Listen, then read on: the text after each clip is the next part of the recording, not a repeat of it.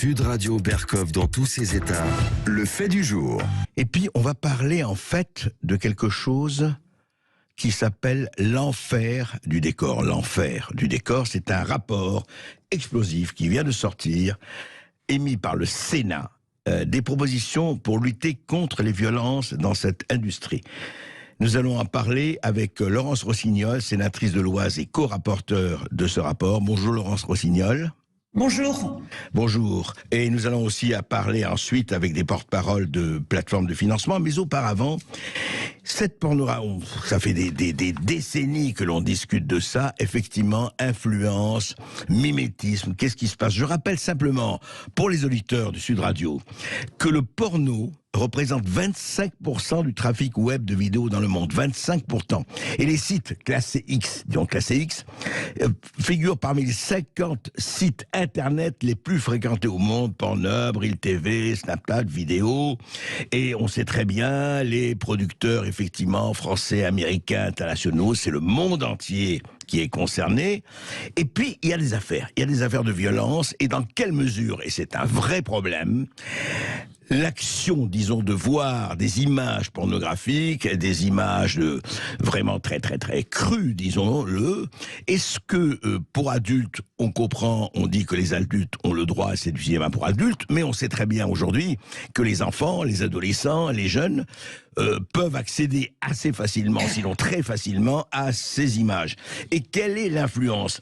Alors, Laurence Rossignol, vous avez travaillé, vous et vos collègues, pendant 6 mois, et vous avez entendu, vous avez énormément de témoignages et d'études. En fait, qu'est-ce qui ressort de cette situation du porno sur les ondes, sur les antennes, sur les réseaux? Alors, ce qui ressort, c'est plusieurs choses. D'abord, il faut oublier, pour les plus anciens d'entre nous, l'idée qu'on pouvait se faire du porno dans les années 70, dans des salles de cinéma, ouais, un peu confidentielles, et qui drainaient un public et ils changeaient le film 2 fois par mois, par exemple. Aujourd'hui, on n'est plus du tout dans cette affaire-là. C'est tout autre chose depuis les années 2000. Et en particulier grâce à Internet, ou à cause, je ne sais pas s'il faut dire grâce ou à cause d'ailleurs, le porno a totalement changé. C'est-à-dire qu'on est passé d'abord à une production massive, quotidienne, des dizaines de milliers de tubes, on appelle ça de vidéos, sont mises en ligne partout. C'est une industrie qui est un énorme business. L'industrie porno, c'est de l'argent avant d'être du sexe, hein, la réalité. Qui rapporte beaucoup, Laurence Rossignol. Des dizaines de milliards de dollars qui sont l'industrie porno. En fait, ça fonctionne sur un principe assez simple. C'est pas tant les abonnements ou l'achat des vidéos qui rapportent, c'est la publicité que ça génère. Par exemple, en France, chaque mois, 650 millions de clics en France sur des sites porno. Donc, c'est une industrie extrêmement lucrative et dans laquelle, qui est fondée sur l'exploitation de la vulnérabilité de femmes, le plus souvent, puisque les actrices porno, les femmes qui sont recrutées pour tourner ces vidéos, le sont souvent en raison de leur vulnérabilité financière ou psychologique, par des méthodes qui sont des méthodes qu'on retrouve dans les grands réseaux de traite des êtres humains et de proxénétisme, avec le viol d'initiation, le premier viol qui va casser la résistance de la victime, de la femme. Laurence Rossignol, excusez-moi, c'est pas tout à fait la même chose. Vous savez très bien, car dans l'industrie du porno, et vraiment je ne la défends pas, vous savez très bien, beaucoup de jeunes, malheureusement, ou de jeunes femmes, ils vont pour des raisons d'argent, pour des raisons pécuniaires, et ne sont pas obligés ou violés. Vous allez voir, et si vous suivez un peu, qu'il y a aujourd'hui une instruction que le parquet de Paris poursuit plusieurs organisateurs, plusieurs réalisateurs, acteurs et diffuseurs de sites porno, justement pour des faits de viol. Des faits de viol. Parce que entre ce qu'on racontait à ces jeunes femmes, ce qui est raconté à ces jeunes femmes sur ce qui va se passer et ce qui s'y passe, il y a une immense différence. Si je veux être très cru, on dit à des jeunes femmes, vous allez avoir une relation sexuelle, vraiment classique, Et puis, en fait, elles se retrouvent avec des pénétrations anales, des doubles pénétrations et des pénétrations successives. Et elles ressortent brisées. Et ensuite, on leur a aussi promis que les vidéos ne seraient pas vues dans leur milieu, dans leur village, par leur famille, et qu'elles seraient diffusées en Nouvelle-Zélande, par exemple. Ouais. Et puis, quelques temps après, elles s'aperçoivent que tout le monde a vu les vidéos. Et quand elles demandent le retrait des vidéos, il a fallu qu'elles payent 10 fois ce qu'elles avaient été payées pour obtenir le retrait des vidéos. Ça, c'est le premier volet de notre enquête. Le deuxième volet de notre enquête, c'est le premier volet, le recrutement. Deuxième volet, qu'est-ce qui se passe sur les tournages. Troisième volet, est-ce que le porno a une influence dans notre société?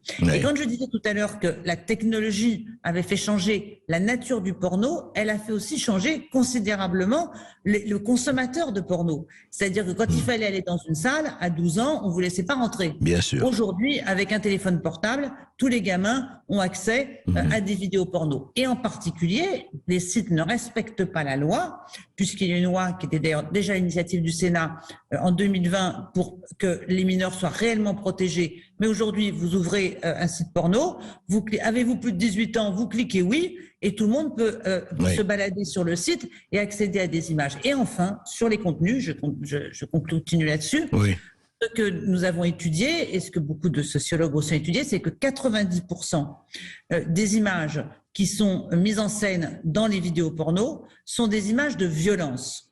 Violence sexiste, violence misogyne, violence raciste, violence homophobe, c'est la violence. Pour une raison assez simple, en fin de compte, c'est que pour le consommateur, qui consomme beaucoup, il faut que ça tourne, il faut que les images changent. Et il y a une demande, une productrice d'ailleurs nous l'a très bien dit, elle a dit qu'elle s'adaptait à la demande du client et que si le client demandait de plus en plus de trash ou de hard, les réalisateurs suivent. C'est la loi du marché, c'est la loi du marché. C'est la loi du marché, c'est le libéralisme dans toute sa pureté, si je veux dire, dans toute sa splendeur, appliquée au porno. Et si vous voulez, ceci a des influences dans notre société. C'est-à-dire que ça véhicule des représentations de la sexualité qui sont très spécifiques, liées à la violence, et le porno colonise nos cerveaux. Non, et il y a surtout, pardon, Laurence Rossignol, je crois que, mais peut-être plus important que la violence, ça peut donner à des jeunes esprits, et vraiment très jeunes ou adolescents, c'est que le sexe, bah là c'est facile, bah, j'ai qu'à être là, on va se précipiter sur moi, et voilà, ça va se passer en un clic et 3 secondes. C'est vrai que tous les scénarios porno reposent là-dessus, quoi. Ça se passe tout de suite, voilà, il n'y a pas de séduction, voilà, on passe tout de suite à l'acte, et l'acte le plus brut. Il n'y a pas de consentement. Il n'y a pas de. C'est ça. Il y a une question sur le consentement. Mais donc ça a une influence. Les psys, les gens quand on a auditionné, on a fait des dizaines et des dizaines d'heures d'audition, on a auditionné des gens vraiment qui étaient positionnés différemment, si j'ose dire, par rapport au porno. Les psys vous racontent voir des jeunes gens, des jeunes femmes arriver dans leur cabinet pour demander est-ce que par exemple je suis frustré, je suis coincé si je refuse, comme mon compagnon le propose, une double pénétration, une pénétration anale, je ne sais trop en quoi encore. Et donc, ça crée des normes, un standard qui d'abord pour des jeunes esprits.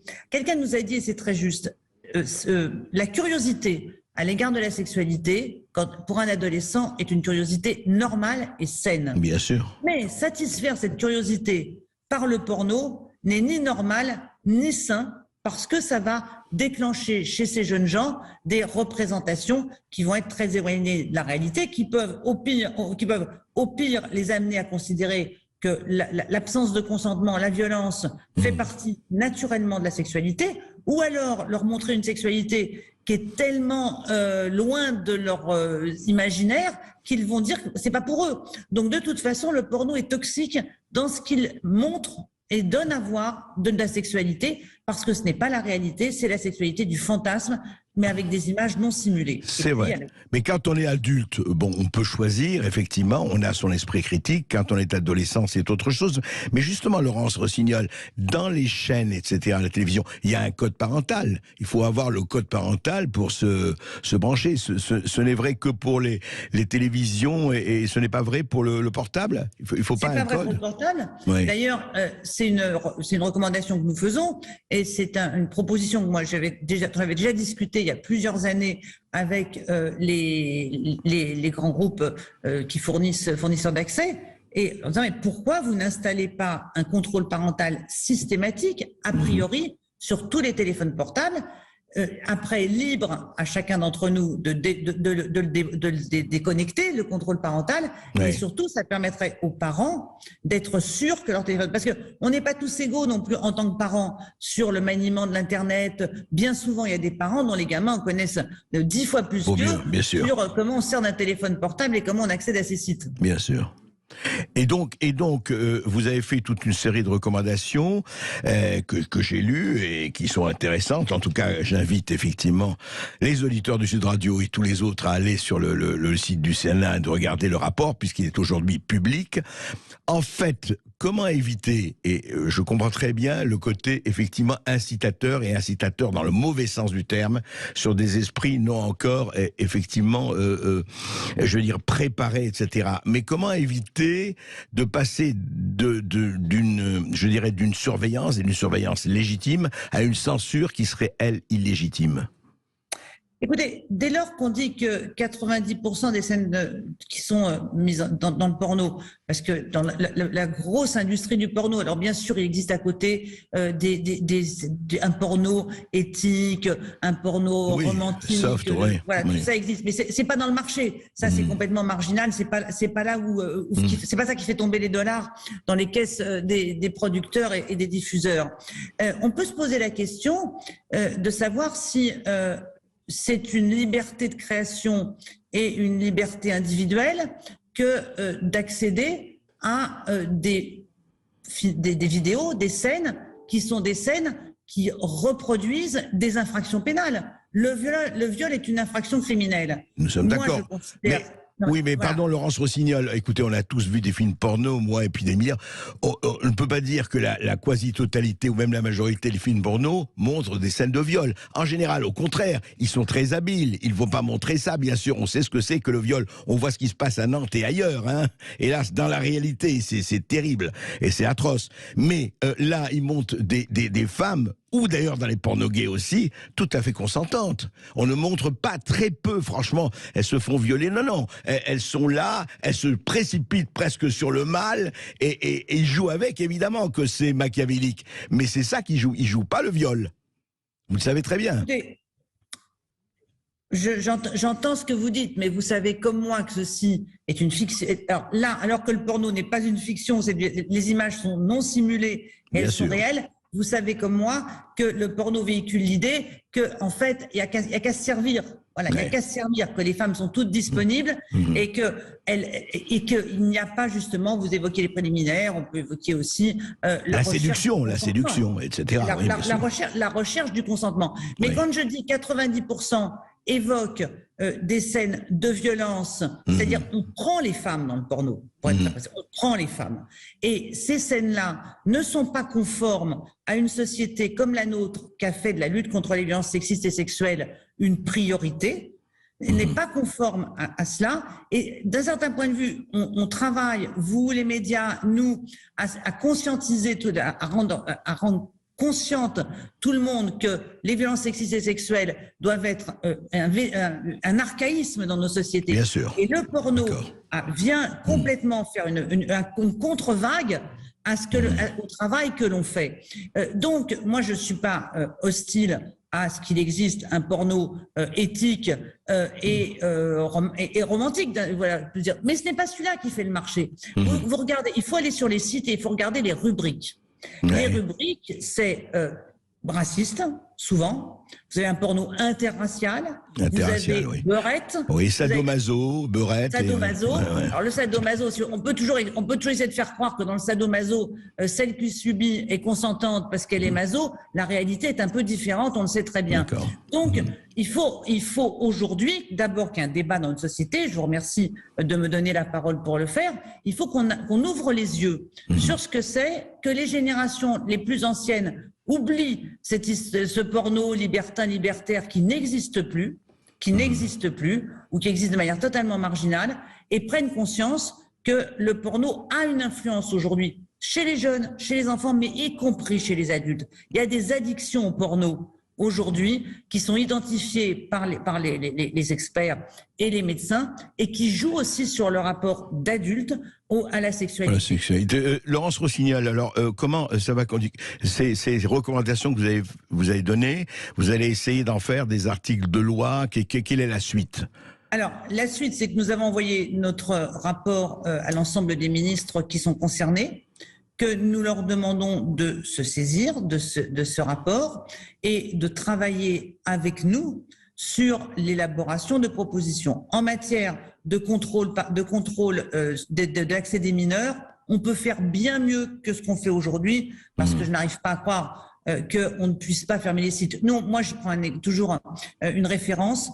Quand on a voulu sortir du net très rapidement toutes les vidéos qui font l'apologie du terrorisme, par exemple, ça va très vite. La plateforme Pharos, les interventions sont très rapides. Et vous n'avez pas beaucoup de vidéos terroristes qui circulent sur le net, et du moins pas longtemps. En revanche, les vidéos de violences sexuelles, elles circulent. Donc on peut faire beaucoup mieux. Il faut donner des moyens supplémentaires à l'Arcom, puisque c'est l'Arcom qui est compétente.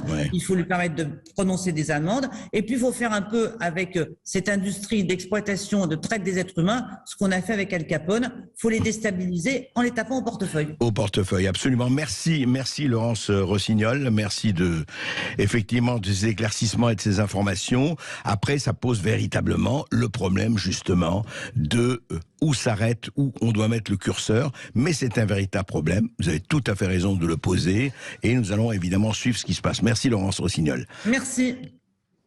Et maintenant, justement, on va parler, alors, justement, où ça s'arrête, le porno, où ça commence, évidemment qu'il y a un marché, comme il y a un marché des produits, enfin, c'est le côté du consommateur.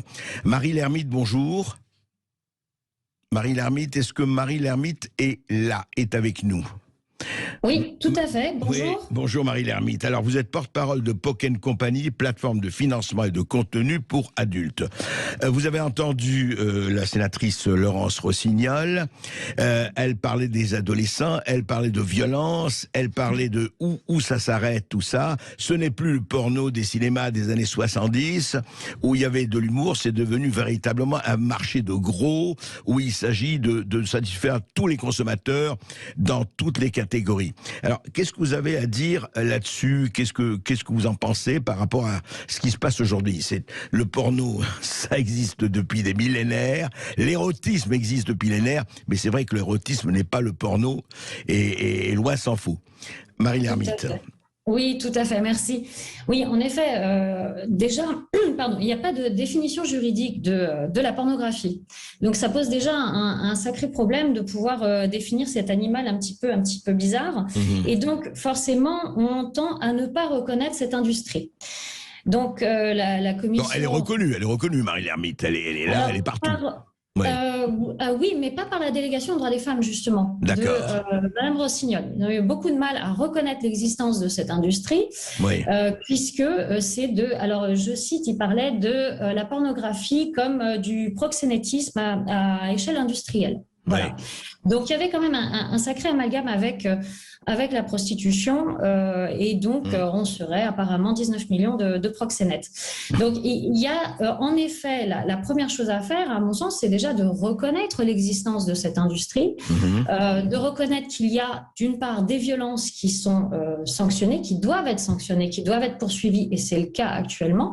Et là, la délégation ouvre finalement une porte ouverte, puisque ces faits doivent être dénoncés. Voilà, ça fait partie des... D'ailleurs, il y a des procès en ce moment et des affaires qui sont dénoncées. Exactement. La justice suit son cours et c'est normal. Là où on peut noter des difficultés, d'énormes difficultés, c'est quand même dans la déclaration. Et là, la délégation, enfin le rapport apporte une proposition qui va dans le sens de faciliter la déclaration de ces crimes de violence sexuelle et sexiste, où en effet il n'y a pas suffisamment d'antennes, il n'y a pas suffisamment de moyens à disposition aujourd'hui pour que les personnes victimes de violences dans le cadre de la pornographie puissent se déclarer. Mais je voudrais revenir à l'industrie du porno, Marie Lermite, pour dire ceci. Qu'est-ce que vous répondez aux gens, et il y en a beaucoup qui disent, mais le problème, est-ce que soulève Laurence Rossignol, c'est que maintenant n'importe qui à 8 ans, à 6 ans, à 8 ans, c'est pas votre faute, ce n'est pas la faute de tel ou tel, mais enfin, peut accéder effectivement, les moyens, les codes, tout ça fonctionne vraiment très peu, à avoir des images, et effectivement, autant sur les adultes, quand on a un esprit formé, un esprit critique, ça va, autant sur d'autres, ça peut influer de la manière peut-être assez déplorable.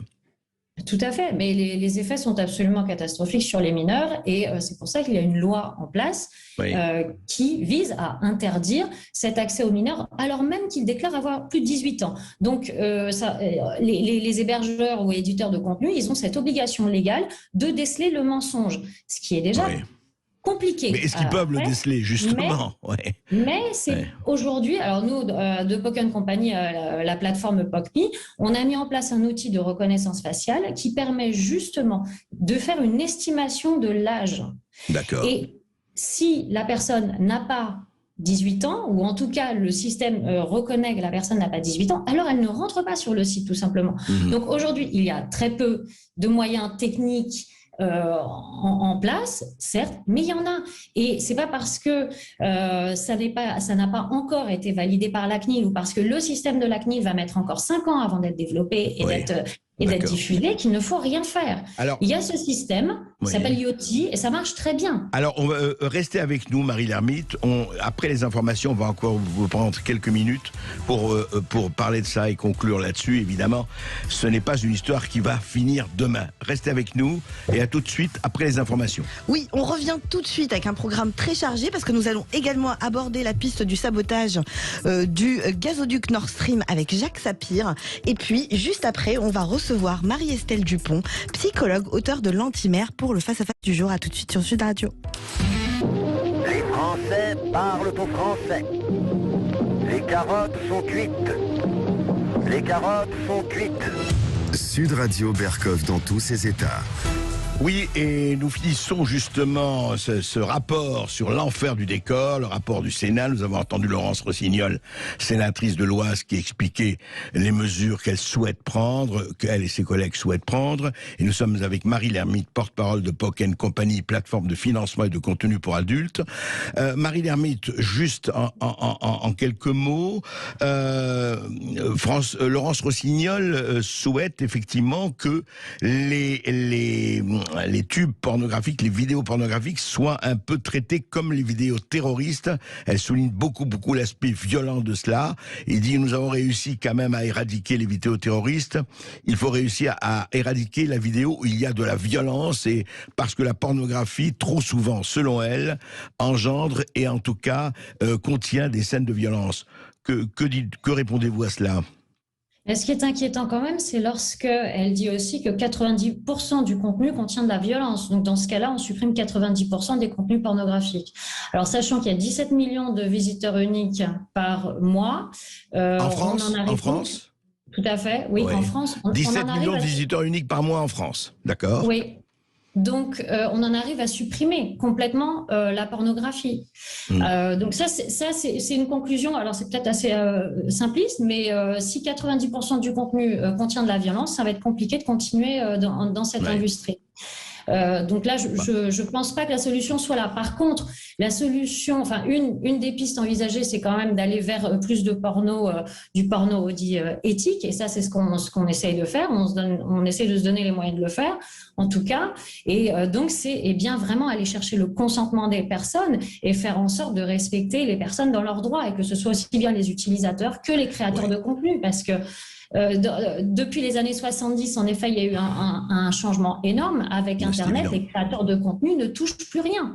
Donc, eux, ils ont perdu tout contrôle sur leur contenu. Et ça, c'est gravissime aussi. C'est ça. Et c'est devenu une espèce de foire et de marché. Et c'est vrai que par rapport Et d'un autre côté, on vient dire, eh bien, on ne fait pas de la censure, mais quand même, on va surveiller. On regarde la conformité à ce qu'on veut faire. C'est la sexualité du fantasme qu'on essaie de surveiller. C'est extrêmement dangereux. dangereux. Donc, il faut de la pornographie parce qu'on parle de fantasme, on parle d'humain, mais il faut pouvoir reconnaître cette industrie pour l'accompagner, pour l'encadrer. Et malheureusement, l'encadrer surtout, oui, absolument. L'encadrer. Et malheureusement, dans le rapport, c'est vraiment une piste qui n'est pas du tout abordée, si ce n'est pour la descendre, en disant que les codes de déontologie et d'éthique ne servent à rien. Dans cette industrie, bizarrement, Madame Rossignol propose exactement ces mêmes codes d'éthique et de déontologie dans les partis politiques. Donc, ce qui vaut dans les partis ne vaut pas dans l'industrie pornographique aujourd'hui. C'est intéressant de voir que, eh bien, c'est de la soft law, mais à géométrie variable. Voilà. Eh bien, écoutez, nous allons continuer. En tout cas, nous ferons d'autres débats là-dessus. Et surtout, qu'est-ce que c'est que est-ce qu'il existe une pornographie éthique ou c'est uniquement une pornographie de marché et on va au plus offrant. Et évidemment, c'est intéressant d'avoir des dizaines de millions de spectateurs et de clients. À très vite. Merci Marie Lermite. Merci à vous.